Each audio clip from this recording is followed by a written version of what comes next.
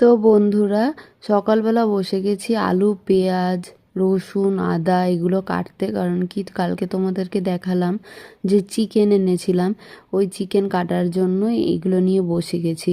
তো এগুলো কাটতে বসে প্রণব আমাকে কিছুটা বলছিল যে এইটা কেটে দে, ওটা কেটে দে। কারণ কি, ও আমাকে হেল্প করে।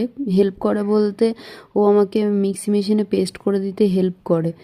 আমি না মিক্সি মেশিনে পেস্ট করতে গেলে ছিটকে পড়ে যায়, কিন্তু ও না খুব সুন্দর মানে মিক্সি মেশিনে পেস্ট করতে পারে। ও পারে, আমার বাবা পারে। আমি করতে গেলে কেন জানি না বাটিটা ছিটকে পড়ে যায়, তো তাই জন্য একটু হতে চায় না। তো দেখতেই পাচ্ছ রসুন এখন কাটা হয়ে যাচ্ছে। রসুন আমি কতটা দেবো বুঝে উঠতে পারছিলাম না, তো আমি প্রণবকে জিজ্ঞাসা করলাম এতটা রসুন ঠিক আছে? ও বললো হ্যাঁ। এবারে আমি এই রসুনগুলো আবার খুলে নিচ্ছিলাম। হচ্ছে কলমি শাকে নাকি রসুন দিতে হয় একটু, মা বলে, আমি জানতাম না। তো ওই কারণে রসুনগুলো একটু খুলে নিচ্ছিলাম, যে কয়েকটা রসুন দিয়ে দেব কলমি শাকে, তাহলে কলমি শাকটা খেতে ভালো লাগবে। তো ওই রসুন ফোড়ন দেওয়ার জন্যই রসুন কয়েকটা কেটে নিচ্ছিলাম। তো এই কটা রসুনই হয়ে যাবে মনে হয় কলমি শাকটা। আর এদিকে রসুনের প্যাকেট গিট মেরে রেখে দিলাম। এবারে পেঁয়াজটা কেটে নিলাম। পেঁয়াজটা একটা বাকি ছিল, আমি দেখিনি, ভুলে গেছিলাম। ওই পেঁয়াজটাই কেটে নিলাম। তো ঘরের সংসারের কাজ তো এইভাবেই করতে হয়, তাই না? যে এইভাবে যদি না করি তাহলে হয়। এদিকে প্রণব চলে গেল অফিসে, আর আমি কলমি শাক নিয়ে বসে গেলাম। তো কলমি শাক আমি কীভাবে বাছবো বুঝে উঠতে পারছিলাম না।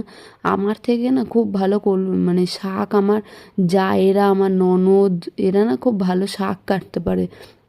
তো ওরা খুব সুন্দর করে কাটতে পারে শাক, আমি অত সুন্দর করে পারি না। আমি না বড় বড় বড় বড় করে কেটে দিই শাক। আবার আমি মানে বুঝে উঠতে পারি না যে কতটা কাটতে হবে। আর আমি অত ছোট ছোট করে কাটতে পারি না, ভয় লাগে, মনে হয় এই হাত কেটে গেল বোধহয়। তো ওই কারণে আমি আরও শাকের মাথাটা খালি ফেলে দিই। এরমভাবেই করতে হয় কি না কলমি শাক, তোমরা আমাকে জানিও, তাহলে আমি জানতে পারবো। কলমি শাক জানি না এইভাবে করতে হয় কি না, আমি তো এইভাবেই করি, রসুন আর শুকনো লঙ্কা আর কালো জিরা ফোড়ন দিয়ে। তো কলমি শাকের মুখগুলো ফেলে নিচ্ছিলাম। তো এই যে কলমি শাক কাটা হয়ে গেছে, এবারে ধুতে গেছিলাম। কলমি শাক ধোয়া হয়ে গেছিলো। কলমি শাকগুলো মানে একটু যদি ভালো করে না ধোয়া হয় না, কলমি শাক থেকে গন্ধ মানে বালি বালি বালি বালি একটা ভাব থেকে যায়, ওই শাক খাওয়া যায় না। তো ওই কারণে ভালো করে ধুয়ে আমি ঝরিয়ে রাখছিলাম।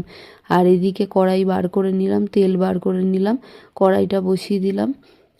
কড়াই বসিয়ে দিয়ে, কারণ কি কড়াই দুটো দুই পারে শাক আর মাংস বসাতে হবে, তাই জন্য দুটো দুই পারে বসিয়ে দিয়েছি। এবারে তেল দিয়ে দেবো কড়াইয়ে। কড়াইয়ে তেল দেওয়ার পালা। কড়াইয়ে তেল